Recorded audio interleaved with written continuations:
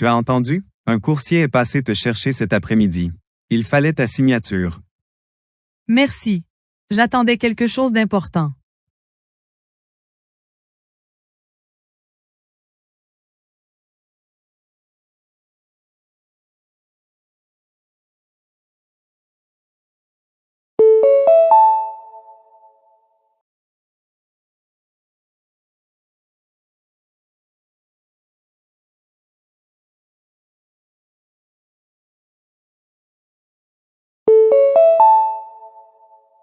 Tu as vu? Il y avait un avis pour toi sur le tableau ce matin. Oh, merci. J'attendais cette mise à jour.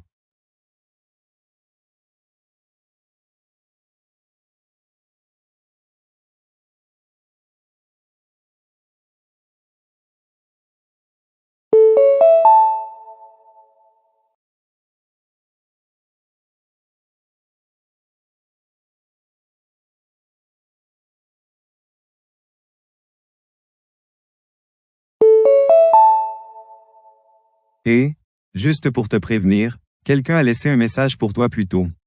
Ça semblait important. Merci beaucoup. J'espérais avoir de leurs nouvelles.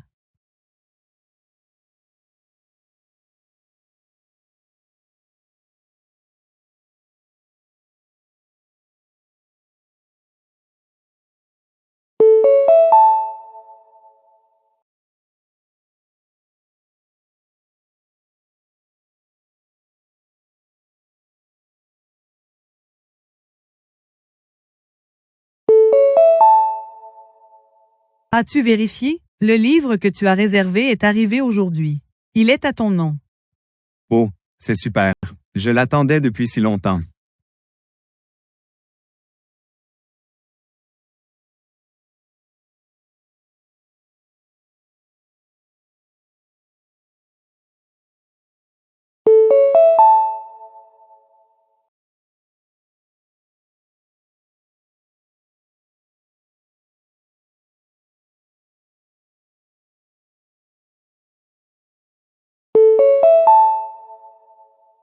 Il est rappelé aux automobilistes que le renouvellement numérique du permis de conduire nécessitera désormais une validation biométrique par photo téléchargée via le portail sécurisé. Les rendez-vous en personne restent disponibles pour les demandeurs incapables d'effectuer la vérification en ligne. Les périodes de validité des permis restent inchangées dans le cadre de cette amélioration procédurale.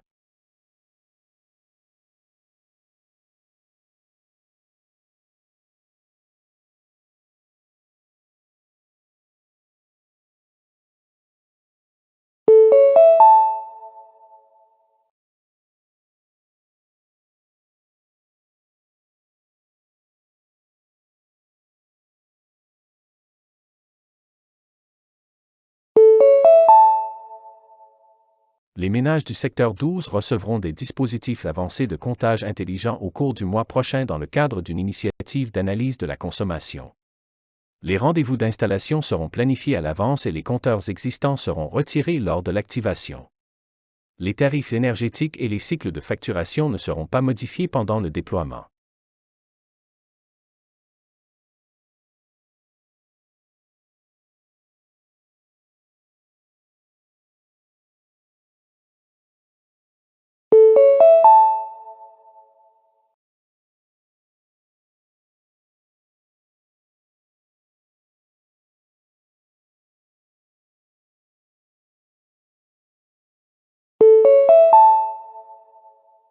La Commission annonce que certains artefacts de la collection maritime ancienne seront temporairement transférés au Laboratoire national de conservation pour des procédures de stabilisation des matériaux. L'accès public à ces objets reprendra après certification de leur conservation. Les autres galeries ne sont pas affectées.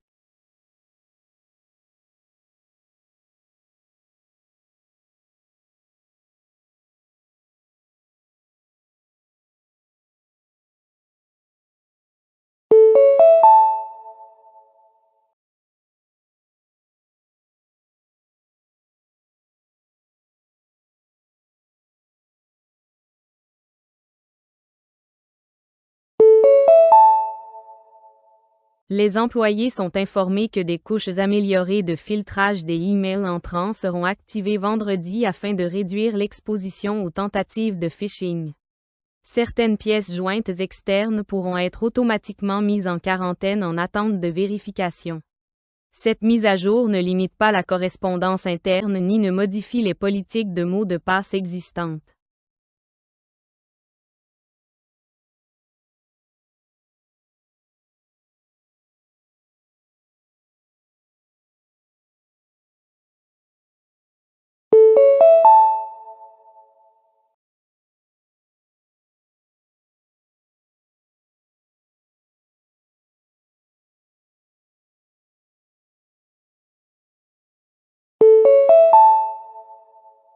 Bonjour.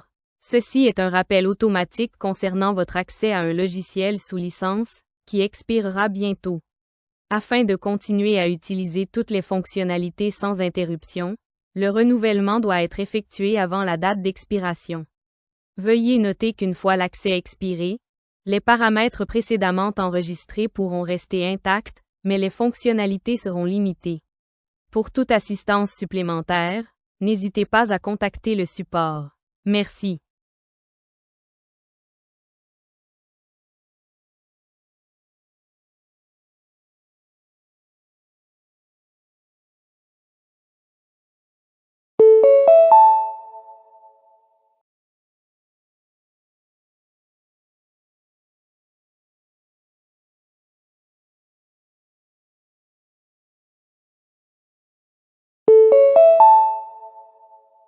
Bonjour. Ceci est pour vous rappeler que votre rendez-vous demandé n'a pas encore été confirmé. Bien que le créneau horaire préféré soit provisoirement réservé, il ne sera sécurisé qu'après votre confirmation. Veuillez répondre à la communication précédente afin de finaliser la réservation. Si nous ne recevons pas de réponse dans le délai imparti, le créneau pourra être attribué à une autre personne. Merci de votre compréhension.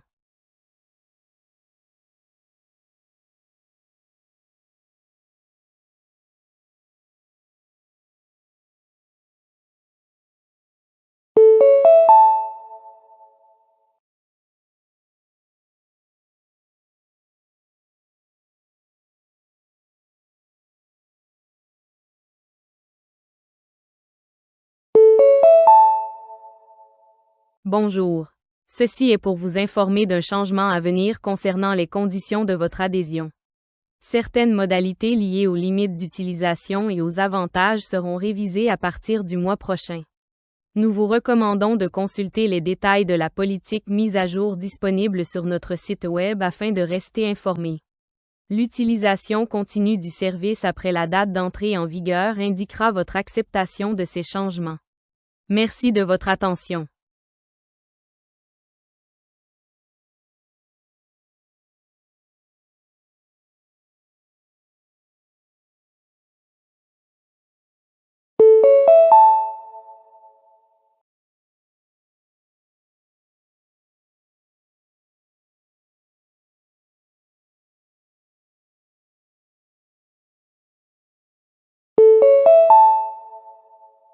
Bonjour. Le service de livraison vous appelle concernant votre commande récente. Nous avons rencontré des difficultés à localiser l'adresse fournie, ce qui a entraîné un retard. Veuillez nous contacter avec des indications plus précises ou un autre point de livraison afin que nous puissions finaliser le processus. Sans information mise à jour, les prochaines tentatives pourraient ne pas aboutir. Merci de votre coopération.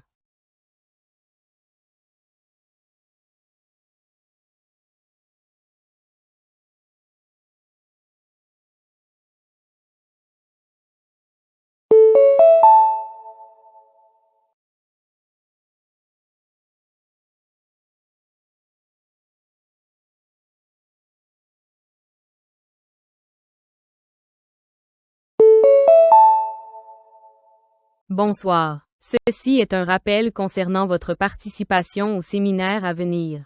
À l'approche de la date de l'événement, nous vous demandons de reconfirmer votre présence afin de nous aider à finaliser les dispositions. À défaut, votre place pourrait être attribuée à un autre participant.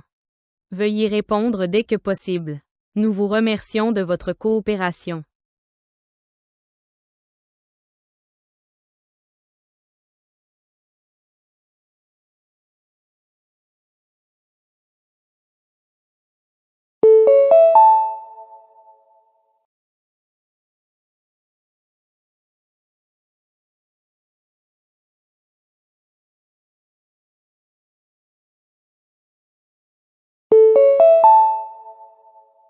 Bonjour. Ceci est pour vous informer qu'une demande de réinitialisation du mot de passe de votre compte a été initiée. Si cette action a été effectuée par vous, aucune autre étape n'est requise. Cependant, si vous ne reconnaissez pas cette demande, nous vous conseillons de sécuriser immédiatement votre compte en contactant le support. La sécurité de votre compte est notre priorité. Merci.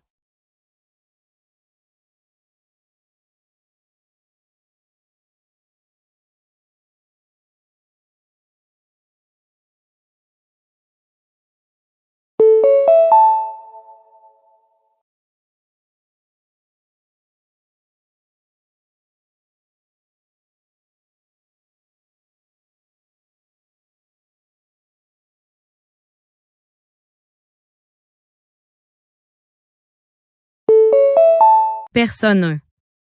L'augmentation des problèmes de santé liés à une mauvaise alimentation exige des mesures décisives. L'augmentation des taxes sur les aliments malsains peut décourager leur consommation et pousser les gens vers de meilleurs choix. Des stratégies similaires ont fonctionné pour des produits comme le tabac. Bien que certains puissent considérer cela comme restrictif, les bénéfices pour la santé publique justifient cette intervention. Personne 2. Je trouve cette approche problématique car elle affecte de manière disproportionnée les personnes à faible revenu. Les gens devraient avoir la liberté de faire leurs propres choix alimentaires sans être pénalisés financièrement. L'éducation et la santé sont plus efficaces que l'imposition de taxes plus élevées.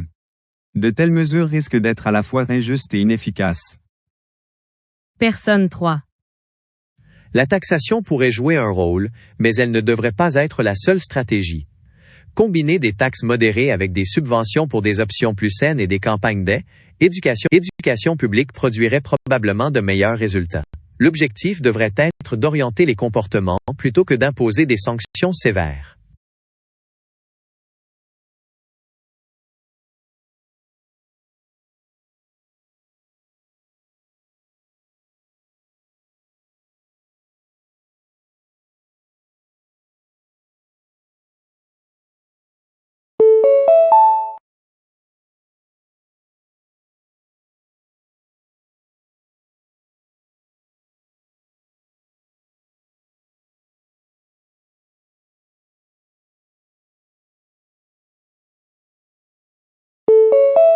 Personne 1.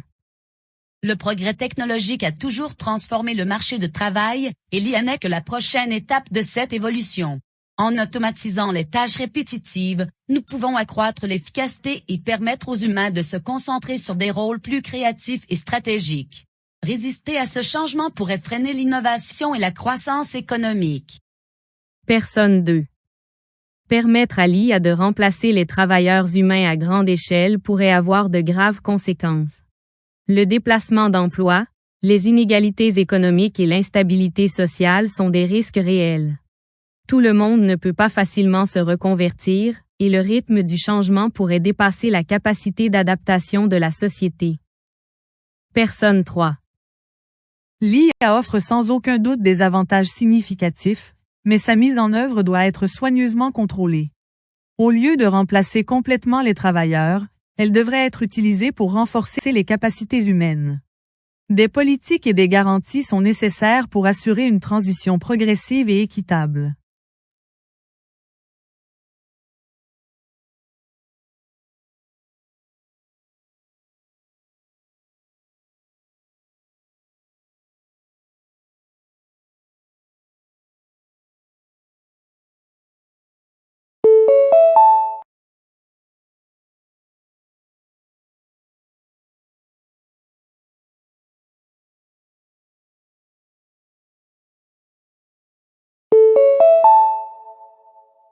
Bonjour et bienvenue à Digital Frontlines, où nous analysons les risques émergents liés à la technologie.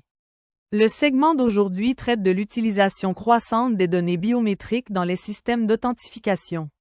Selon une analyse en cybersécurité, des identifiants tels que les empreintes digitales, les traits du visage et les scans rétiniens remplacent de plus en plus les mots de passe traditionnels.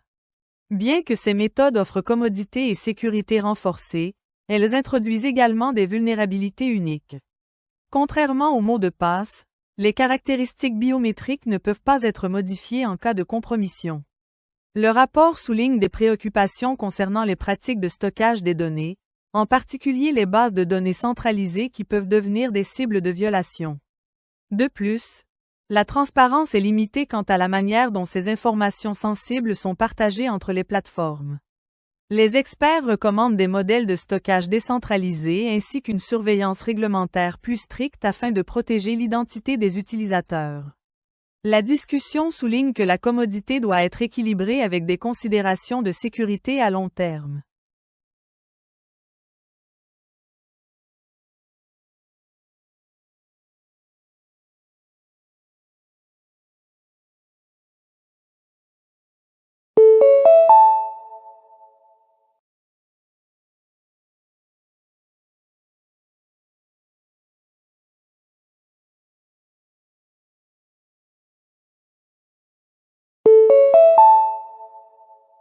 Bonjour et bienvenue à Blue Planet Brief, votre source d'actualité en sciences océaniques.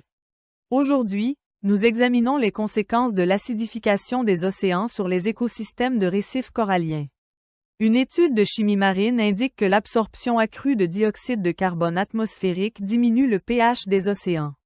Ce changement chimique réduit la disponibilité des ions carbonates, essentiels à la formation du squelette des coraux. Par conséquent, les structures récifales deviennent plus fragiles et plus vulnérables à l'érosion. Le rapport note également que l'acidification aggrave d'autres facteurs de stress, tels que l'augmentation des températures, accélérant la dégradation globale des récifs. Étant donné que les écosystèmes coralliens soutiennent une vaste biodiversité marine, leur déclin entraîne des effets écologiques en cascade.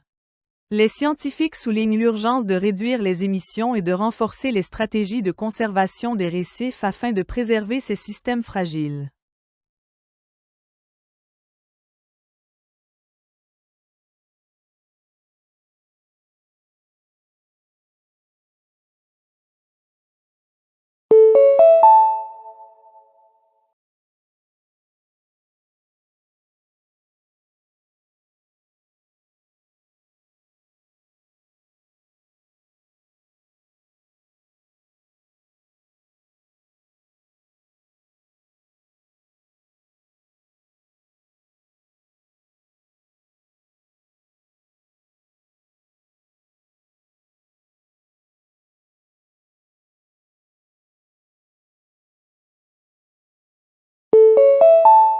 Dr. Rocaffer. Il existe de plus en plus de preuves que la manière dont les choix sont présentés influence les résultats des décisions.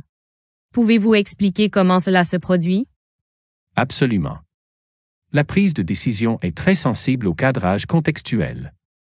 Une même option peut sembler plus ou moins attrayante selon la manière dont elle est présentée, par exemple, si les résultats sont décrits comme des gains ou des pertes. Cela influence la perception sans modifier l'information réelle. De plus, le nombre d'options disponibles joue un rôle. Bien que la variété puisse être bénéfique, un excès de choix peut entraîner une paralysie décisionnelle où les individus ont du mal à sélectionner une option. Ces tendances cognitives montrent que la prise de décision n'est pas purement rationnelle, mais influencée par la présentation et le contexte. Dr. Rocaffer. Il existe de plus en plus de preuves que la manière dont les choix sont présentés influence les résultats des décisions. Pouvez-vous expliquer comment cela se produit? Absolument. La prise de décision est très sensible au cadrage contextuel. Une même option peut sembler plus ou moins attrayante selon la manière dont elle est présentée, par exemple, si les résultats sont décrits comme des gains ou des pertes. Cela influence la perception sans modifier l'information réelle. De plus, le nombre d'options disponibles joue un rôle. Bien que la variété puisse être bénéfique, un excès de choix peut entraîner une paralysie décisionnelle où les individus ont du mal à sélectionner une option. Ces tendances cognitives montrent que la prise de décision n'est pas purement rationnelle, mais influencée par la présentation et le contexte.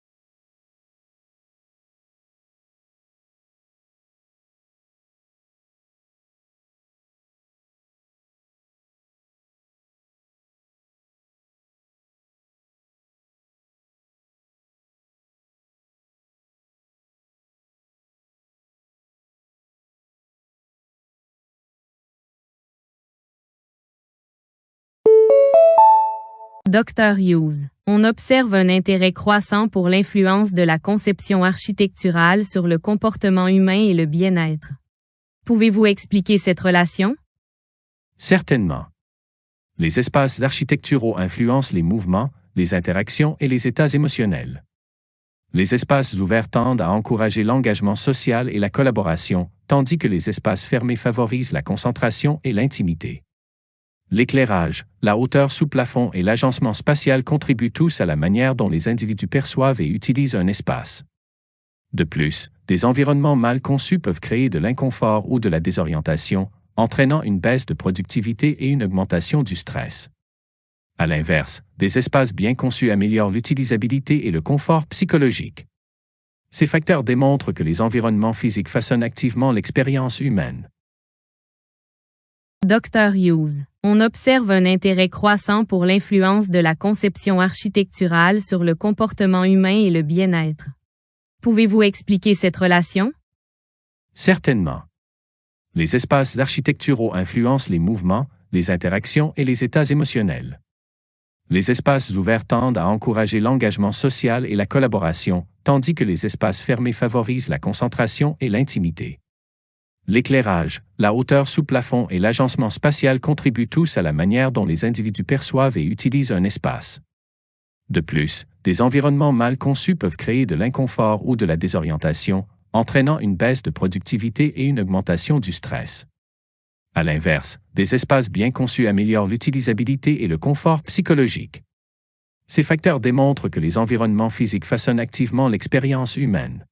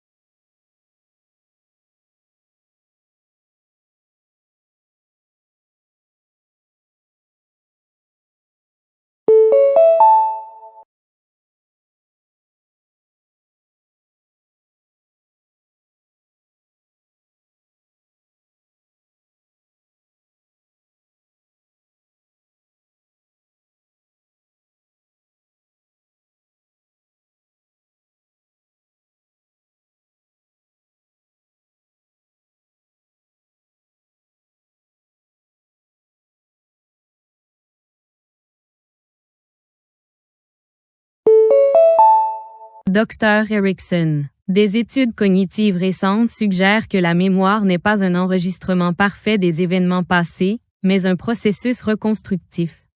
Pouvez-vous expliquer comment la formation et le rappel de la mémoire fonctionnent? Certainement. La mémoire se forme à travers des processus d'encodage, de stockage et de récupération, chacun influencé par l'attention et le contexte. Lors de l'encodage, le cerveau traite sélectivement l'information, en privilégiant souvent les éléments émotionnellement significatifs ou nouveaux. Cependant, cette sélectivité signifie que tous les aspects d'un événement ne sont pas conservés. Lors de la récupération, les souvenirs sont reconstruits plutôt que reproduits fidèlement. Cette reconstruction peut être influencée par les croyances actuelles, des suggestions externes ou des expériences ultérieures. Par conséquent, les souvenirs peuvent évoluer avec le temps, devenir moins précis ou intégrer de nouveaux éléments. Ces caractéristiques montrent que la mémoire est dynamique et sujette à modification. Dr. Erickson, des études cognitives récentes suggèrent que la mémoire n'est pas un enregistrement parfait des événements passés, mais un processus reconstructif. Pouvez-vous expliquer comment la formation et le rappel de la mémoire fonctionnent? Certainement. La mémoire se forme à travers des processus d'encodage, de stockage et de récupération, chacun influencé par l'attention et le contexte. Lors de l'encodage, le cerveau traite sélectivement l'information, en privilégiant souvent les éléments émotionnellement significatifs ou nouveaux.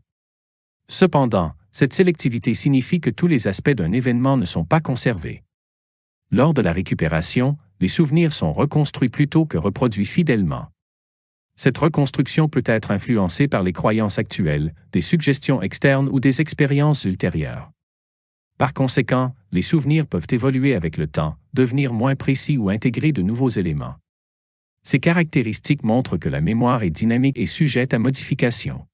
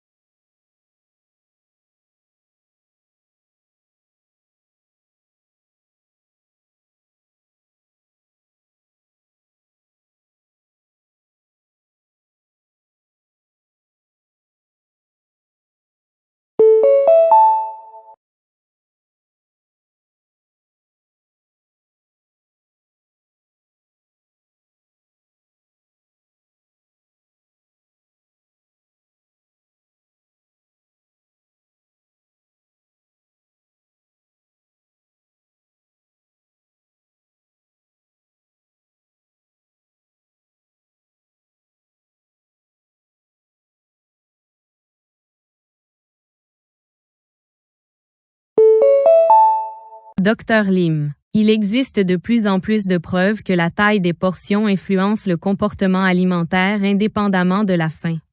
Pouvez-vous expliquer cet effet? Bien sûr. La taille des portions agit comme un signal visuel et psychologique qui peut surpasser les signaux internes de satiété. Des portions poussent souvent les individus à consommer davantage simplement parce que plus de nourriture est disponible, un phénomène appelé distorsion des portions. De plus, des indices environnementaux tels que la taille de l'assiette et la présentation peuvent influencer la perception des quantités. Les gens peuvent sous-estimer ce qu'ils consomment lorsque les portions sont visuellement normalisées. Avec le temps, une exposition répétée à de grandes portions peut recalibrer les attentes, conduisant à une surconsommation habituelle. Dr Lim. Il existe de plus en plus de preuves que la taille des portions influence le comportement alimentaire indépendamment de la faim. Pouvez-vous expliquer cet effet? Bien sûr. La taille des portions agit comme un signal visuel et psychologique qui peut surpasser les signaux internes de satiété. Des portions poussent souvent les individus à consommer davantage simplement parce que plus de nourriture est disponible, un phénomène appelé distorsion des portions. De plus, des indices environnementaux tels que la taille de l'assiette et la présentation peuvent influencer la perception des quantités. Les gens peuvent sous-estimer ce qu'ils consomment lorsque les portions sont visuellement normalisées. Avec le temps, une exposition répétée à de grandes portions peut recalibrer les attentes, conduisant à une surconsommation habituelle.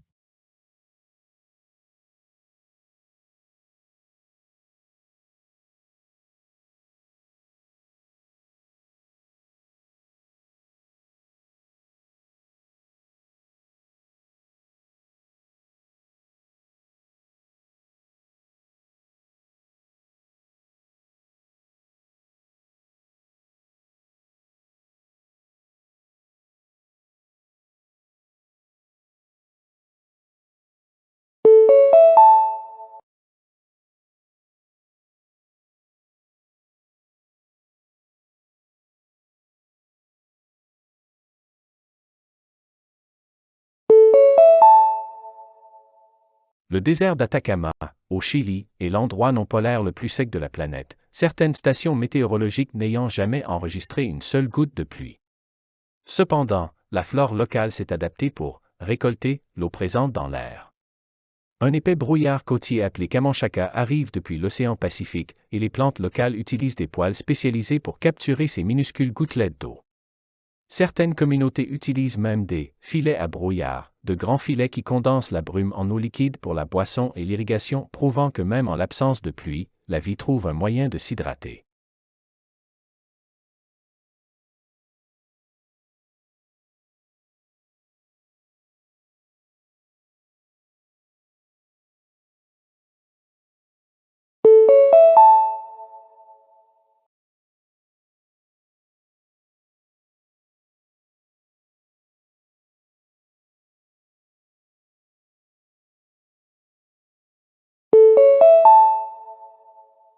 Le cavalier est la seule pièce du jeu d'échecs capable de sauter par-dessus les autres, reflétant son rôle historique de guerrier mobile et blindé. Son mouvement unique en L représente la flexibilité tactique de la cavalerie, qui pouvait charger, se retirer et contourner plus efficacement que l'infanterie. Dans l'héraldique médiévale, le cavalier symbolisait la chevalerie et la protection, mais sur l'échiquier, il est souvent la pièce la plus trompeuse, capable de fourcher plusieurs adversaires simultanément. Il rappelle aux joueurs que le chemin le plus non conventionnel est souvent le plus dangereux.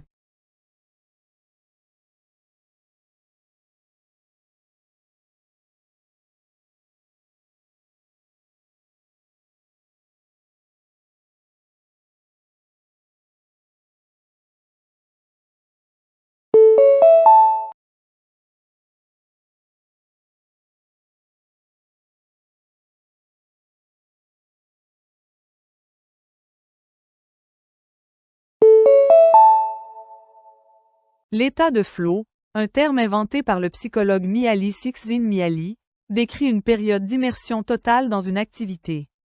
Pendant cet état, la conscience de soi liée à l'ego disparaît et la perception du temps devient altérée. Cela se produit lorsque le niveau de défi d'une tâche correspond parfaitement aux compétences d'une personne. Trop facile, elle s'ennuie. Trop difficile, elle devient anxieuse. Dans cette zone, le cortex préfrontal du cerveau se désactive temporairement, permettant une concentration sans effort et un niveau de performance optimal qui semble presque automatique.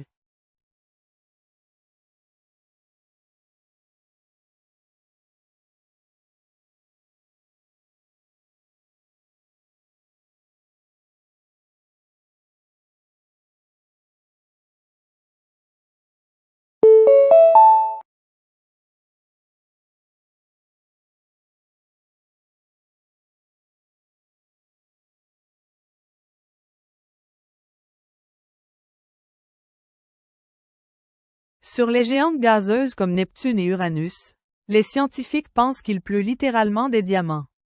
La pression atmosphérique intense sur ces planètes est suffisamment forte pour écraser le méthane, en éliminant l'hydrogène et en comprimant le carbone restant en cristaux solides. Ces diamants s'enfoncent ensuite à travers le manteau liquide comme des grêlons scintillants. Bien que ce phénomène ne puisse pas encore être observé directement, des expériences en laboratoire reproduisant ces pressions extrêmes suggèrent que, profondément à l'intérieur de ces mondes glacés, la météo est composée des pierres précieuses les plus précieuses connues de l'homme.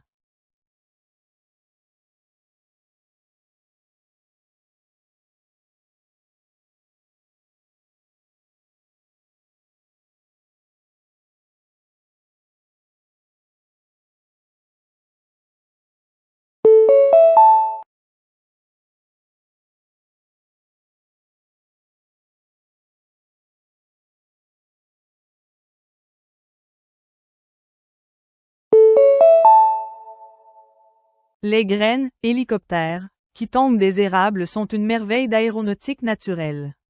Connues sous le nom de Samar, ces graines possèdent une seule aile qui crée un vortex de bord d'attaque lors de leur chute, semblable à la portance générée par une aile fixe ou un rotor en rotation. Cette portance ralentit la descente de la graine, permettant au vent de la transporter plus loin, hors de l'ombre de l'arbre pare.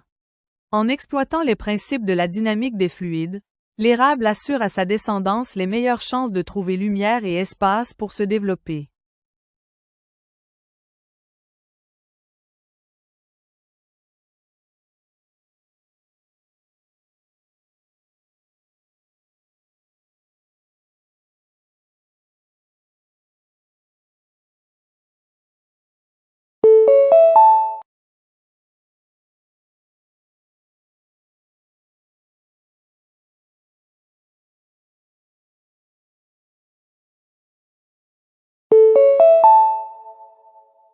Le coléoptère bombardier possède l'un des mécanismes de défense les plus explosifs du monde des insectes. Lorsqu'il est menacé, il mélange deux composés chimiques, l'hydroquinone et le peroxyde d'hydrogène, stockés dans des réservoirs abdominaux distincts. La réaction résultante est proche de l'ébullition et fortement pressurisée, que le coléoptère projette ensuite sur son attaquant via une buse semblable à une tourelle. Cette chambre de combustion interne permet au coléoptère de repousser des prédateurs beaucoup plus grands, prouvant que, dans le règne animal, la chimie peut être aussi efficace que la force physique.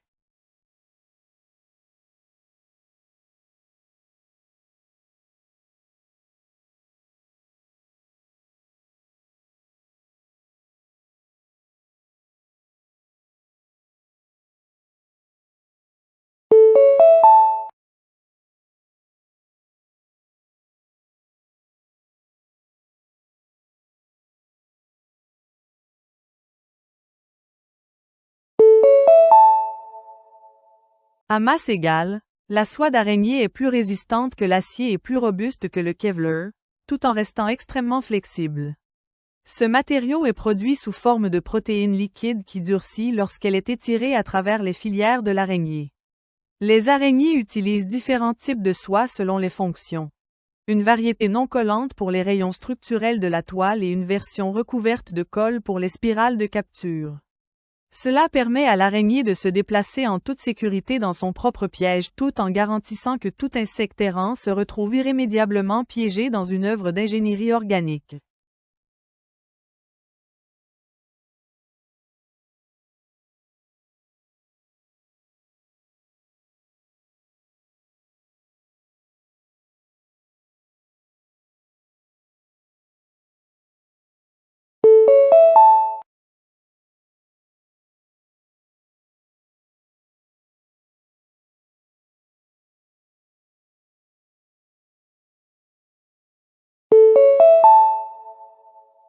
La légende de la fontaine de Jouvence, souvent associée à l'explorateur espagnol Juan Ponce de León, est un mythe qui persiste depuis des siècles. Bien que l'histoire populaire suggère qu'il recherchait cette source en Floride, les documents contemporains indiquent qu'il s'intéressait davantage à l'or et à l'expansion politique. L'histoire de la fontaine a probablement été ajoutée plus tard par ses rivaux afin de le faire paraître ridicule. Malgré ses origines fictives, l'idée d'une source d'eau magique reste un symbole puissant du désir humain universel de vaincre le temps et la dégradation.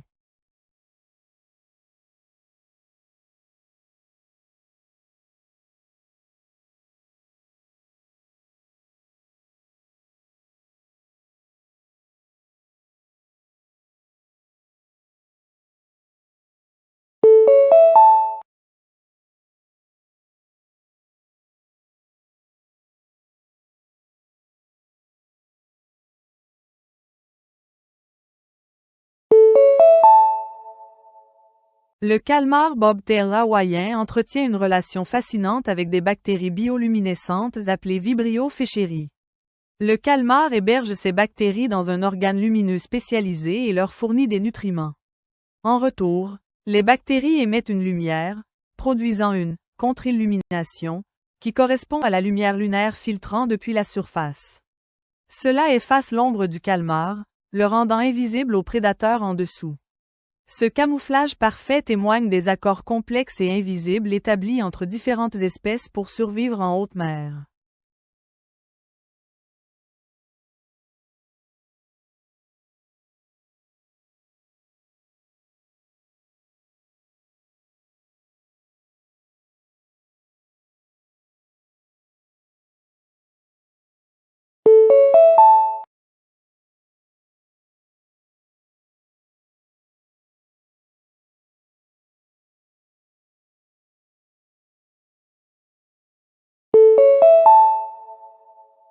Le wabi-sabi est une philosophie esthétique japonaise qui trouve la beauté dans l'imperfection, l'impermanence et l'inachèvement.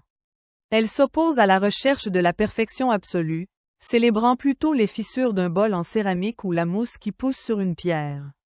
Cette vision du monde nous encourage à accepter le cycle naturel de croissance et de déclin, en reconnaissant une dignité unique dans les objets marqués par le passage du temps. En adoptant le wabi-sabi, on trouve la paix dans la nature transitoire de la vie, en valorisant l'authenticité plutôt que l'apparence superficielle.